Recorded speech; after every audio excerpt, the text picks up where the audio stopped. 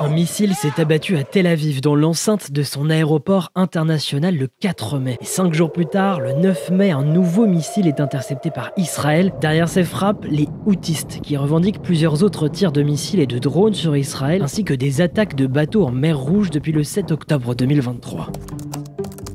Les Houthis sont un mouvement politico-religieux armé se réclamant du zaïdisme, une minorité chiite du Yémen, explique la BBC. Selon The Guardian, il serait près de 20 000 combattants. Leur nom, Houthiste ou Houthi, vient du clan de leur fondateur, Hussein al-Houthi, et est aujourd'hui dirigé par son frère, Abdul Malik al-Houthi. Les Houthis font partie de l'axe dit de la résistance, mené par l'Iran aux côtés du Hamas à Gaza, du Hezbollah au Liban et des milices chiites en Irak. Aujourd'hui, le groupe contrôle la capitale, Sanaa, et plus largement 30% du Yémen où vit environ 70% de la population.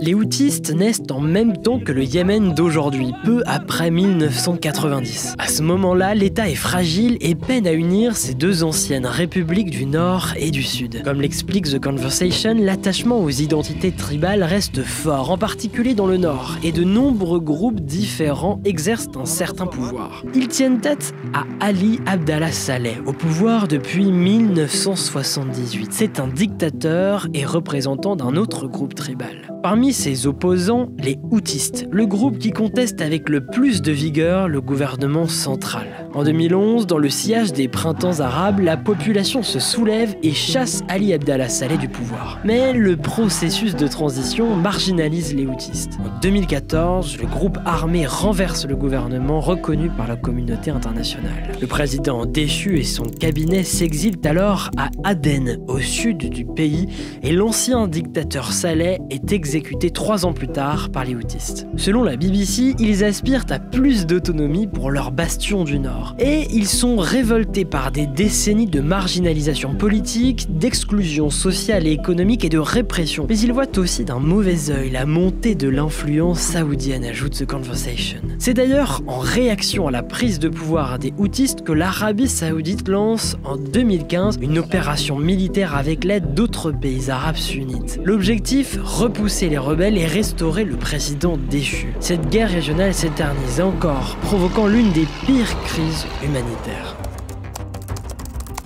Les Houthis sont soutenus par l'Iran. Politiquement, c'est assumé, mais aussi militairement d'après les États-Unis et l'Arabie Saoudite. Les deux alliés assurent que l'Iran a fourni aux Houthis des armes pendant la guerre civile au Yémen au mépris de l'embargo décrété par les Nations Unies, explique la BBC. Selon plusieurs experts cités par la chaîne britannique, les Houthis ne pourraient pas mener les actions actuelles s'ils ne bénéficiaient pas des armes, de l'entraînement et des renseignements fournis par l'Iran. Mais il n'est pas certain qu'ils soient pour autant sous la tutelle directe de Téhéran. De son côté, l'Iran nie ces affirmations occidentales.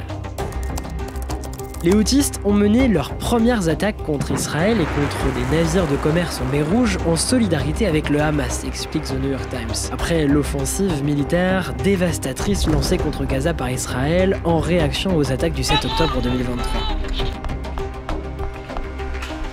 Depuis, les Houthis ont mené près de 200 attaques dans le golfe d'Aden et en mer Rouge qui concentrent 12% du commerce mondial de marchandises et une cinquantaine d'attaques en Israël selon l'ACLED, une organisation qui répertorie les frappes. Ces attaques permettent en fait aux Houthis d'étendre leur influence dans la région et de faire pression sur Israël mais aussi sur Washington. En représailles, les États-Unis, le Royaume-Uni et Israël ont frappé plusieurs centaines de fois le Yémen. En 2024, Al Jazeera rapportait au moins 430 attaques ayant fait plus de 285 morts, dont des civils. Depuis la mi-mars 2025, une campagne massive de frappes aériennes est menée par l'armée américaine qui affirme avoir déjà frappé plus de 1000 positions houthis. Mais ces bombardements pourraient cesser. Le 6 mai, rebondissement, Donald Trump assure que les Houthis ont finalement capitulé. The Houthis have announced that they don't want to fight anymore. We will honor that. We will stop the bombings. Quelques heures après, Oman annonce un cessez-le-feu entre les Houthis et les États-Unis. De son côté, le groupe armé ne dément pas mais se vante d'avoir plutôt soumis Washington.